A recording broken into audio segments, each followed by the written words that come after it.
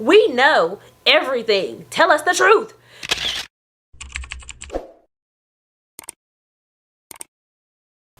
Hey y'all, welcome and or welcome back to my channel. My name is Janae, if you didn't know, and today's video is another true crime episode. So if you're ready, let's go. Alright y'all, so these same trifling ass nails from last week, but they've been holding on though, so I guess they're not that trifling because like I said, they holding on, and I really don't have nothing else to say. So let's just go ahead and get into today's case. And if you've been kicking it with me for a little while now, then you already know that I am going from the hood to the hills of America in alphabetical order, so from Alabama to Wyoming, and today we are in Louisiana. So Chiquita Tate was born on October 15th, 1975 in Baton Rouge, Louisiana, to her parents Catherine Tate and Oliver Ruffin.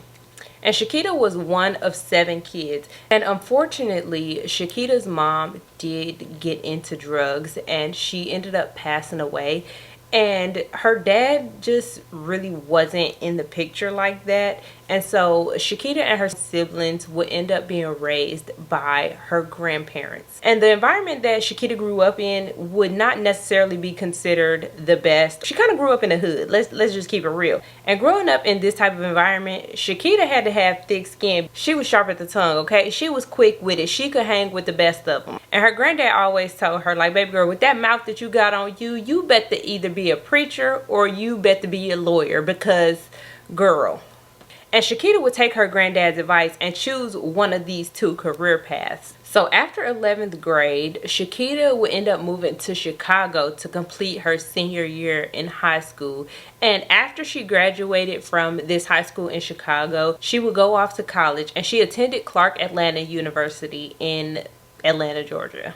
And this is where she would get her bachelor's degree in English. And this was a big deal for Shakita and her family, because she was the first person in her family to actually complete college. So not only was she proud of herself, but her family was beyond proud of her. And after she graduated from Clark Atlanta University, she moved back to Baton Rouge, where she became a teacher at Timbuktu Academy.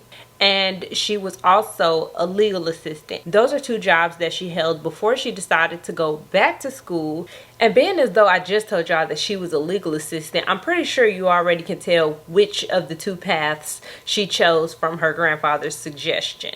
And yes, it was a lawyer. And she was accepted into Southern University Law Center, where she would obtain her Juris Doctorate degree. And I don't know how much y'all know about degrees like law degrees, nursing degrees, doctors, and stuff like that, but you can complete law school or nursing school, but you won't be officiated as a nurse or a lawyer if you don't pass the bar, the NCLEX, or whatever test it is that doctors have to take to actually become doctors. So on top of actually completing your degree, you have to take another test that says you are qualified for this position. And Shakita didn't have no problem with that, because baby girl passed the bar on the first try. Basically what I'm trying to say is that Shakita was a smart cookie. She kicked the bar's ass. And she was officially sworn in as an attorney in October of 2004. 3 months later, in January of 2005, Shakita started her own practice where she specialized in criminal defense. Now, I wasn't too clear on when this happened, but at some point, Shakita would meet her future husband, Greg Harris, at a stoplight after he had cut her off in traffic. And being the type of person that Shakita was, she wasn't having none of that. So when Greg cut her off, she swooped off to the side and was like, "Nick, what the fuck is wrong with you? Why would you do some stupid ass shit like that?" You know, she was on some... She had road rage. She had road rage. And instead of being put off by this, Greg was turned on, like, damn. And when she looked at Greg, she was like, damn, I just cussed him out. He fine as hell. And so the 2 of them exchanged numbers and began a relationship. And on February 8th, 2008, Shakita and Greg were married. Sadly though, the marriage didn't last too long, because on February 20th of 2009, Baton Rouge police would get a 911 call from Greg Harris stating that he couldn't get in touch with his wife. And he made this call from Shakita's office stating that she was supposed to come back home after she had finished up whatever she was supposed to do. But she never came home the night before. And so he made his way to her office, but he wasn't able to get inside. And being that he wasn't able to get inside or get in contact with her, he decided to call the police. So when the police show up, they ended up making entry into the facility. And this is when they find a lifeless Shakita lying on her office floor, and she had been brutally stabbed multiple times. And being that Greg was the 911 caller, they naturally asked him, like, what the fuck? Like, what happened? And so Greg proceeds to tell them that the night prior, Shakita was doing briefings in her office, which nothing abnormal here. And while she was doing these briefings, she called Greg to tell him to bring, well, to ask him rather, to bring her some food because she gonna be here all night. And so he did just that. He bought her some food. And when he got to the office, he, instead of just bringing her the food and leaving, he started helping her around the office because she was trying to do some updates, some, I don't want to call it renovations, but she was just trying to make her office look like her. And so he started helping around the office while Shakita was doing her briefings. And he offered to stay there with her, but she was like, nah, I'm going to be here for a little minute. So you can just do what you got to do and then go home. I'll be home a little bit later. So he finished what he was doing and then he left. And when he woke up the next morning, he realized that Shakita had never come home. And that's when he made his way back down to her office and then called the police. Now, being that Shakita was a defense attorney, she represented some of the less than stellar members of the community. People who would be deemed as thugs. She would deal with those type of people. And so detectives thought that maybe, potentially, one of her clients was unhappy with the work that she provided for them and decided to retaliate. So this was a primary motive. And while diving down this rabbit hole of clients that Shakita had, they learned that Shakita was currently working with two brothers, Donaco and Darius Duhart. And these were some bad motherfuckers, allegedly. They had murdered and burned someone. I don't know if they was ever convicted, so I'm just saying allegedly. So allegedly they were some murderers. And so detectives started looking towards them. However, Shakita had gotten Donaco off on his charges, and so it didn't seem likely that him or any of his people associated with him would want Shakita dead, because she did what they wanted her to do. And furthermore, based off the evidence at the scene, it appeared to investigators that Shakita was probably attacked by a woman, because in her hand was a clump of hair. So not only did it appear to be a woman who attacked Shakita, but it also appeared that Shakita had fought like hell for her life. And while there was no evident sign of robbery, seeing as how Shakita's diamond earrings, her wedding ring, and her purse were still in the office, there did appear to be something going on, because her Gucci wallet was missing. And with this being the only thing that was missing from Shakita's office, plus the brutality of the crime, it suggested that the person who attacked Shakita potentially knew her and wanted to make it look like a robbery, but just didn't do a good job. And this theory was bolstered when a tip came in, and this tip said that Shakita was involved in a love triangle. So investigators followed up on this tip, and they learned that this tip was, it wasn't a good tip, because the people who Shakita was allegedly in this love triangle with, she actually had helped them adopt a baby. And this couple had nothing bad to say about Shakita. They were nothing but high grace and praises for her. So yeah, no, it wasn't them. And this tip came in anonymously, so they had to do a little bit of digging to find out who this tip came from. So they ended up tracking down this anonymous tipster, and they find out that the person who called in was actually Greg's sister. And when she was pressed about it, she was like, listen, I don't want no problems. My brother told me to call in with that tip, okay? My brother Greg, he was married to Shakita before she died, okay? Don't take me to jail. So with this out the way, they now looking at Greg like, sir, why is your sister calling in here telling us that Shakita was involved in this scandalous love triangle when it's not true? So they start digging into Greg's story a little bit more, and 1 + 1 is not equaling 2, because they realized that Greg and Shakita lived in Baker, and Baker is a suburb of Baton Rouge, and this is about 40 minutes away from Shakita's office. So Shakita asking him to bring her food from a restaurant in Baker didn't make no sense, especially being as how Shakita's sister said that her mother-in-law worked at a Wendy's that was close to Shakita's job, and Shakita had gone to that Wendy's to get some food herself, and her sister's mother-in-law had gave her the food for free.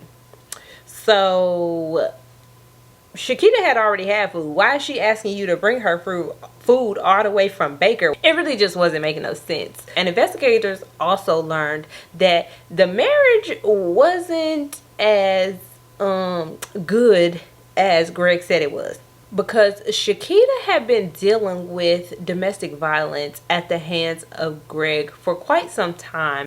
And on January 12th of 2009, they learned that Shakita had leased her own apartment separate from Greg. So she was making an attempt to get away from him. And she was kind of doing this on her own, because she hadn't told, well, not directly at least, she hadn't told her family and friends about the abuse that was happening from Greg. However, she did kind of indirectly let them know. Like this one time when Greg had jumped on Shakita, Shakita called her sister and she was like, listen, Greg is jumping on me. I need you to get here, yada, yada, yada. Please help me, blah, blah, blah. And Shakita's sister and her husband, they pulled up with a quickness. And when they got to the door, Shakita, she looked a little muffled, like her hair was kind of crazy. She really actually just looked like she was just chilling at home. You know, we don't be looking, we don't be top tier when we just at home chilling. And she answered the door looking kind of crazy, but she was just like, y'all, I was just playing. I just wanted him to see Greg. I just wanted Greg to see how fast y'all will pull up if he ever tries something, right? Now, later on, her sister would learn that that wasn't the case. Greg actually did jump on her that night, and Shakita had actually called the police that night. And there's even a recording of her 911 call basically saying that her husband jumped on her, she needs help, and she thinks he broke her arm. But I think that Shakita, being the powerhouse that she was, being the strong woman that she was probably embarrassed to tell her family the truth. So like I said, she did call her family, but she never told them that what she was telling them was actually real. So now with all of this information, investigators get Greg into an interrogation room. And while they're in this interrogation room, they press Greg. They press him hard, like, sir, you did this to your wife. We know you did this to your wife. Stop lying to us. Like, sir, your story don't make no damn sense. And we know about your financial situation. We know that you was broke. We know that you stood to gain $250,000 from your wife's life insurance. We know everything. Tell us the truth. And he's denying until they catch him in a little slip up. They like, listen, we know that you went to Gardner Lane last night.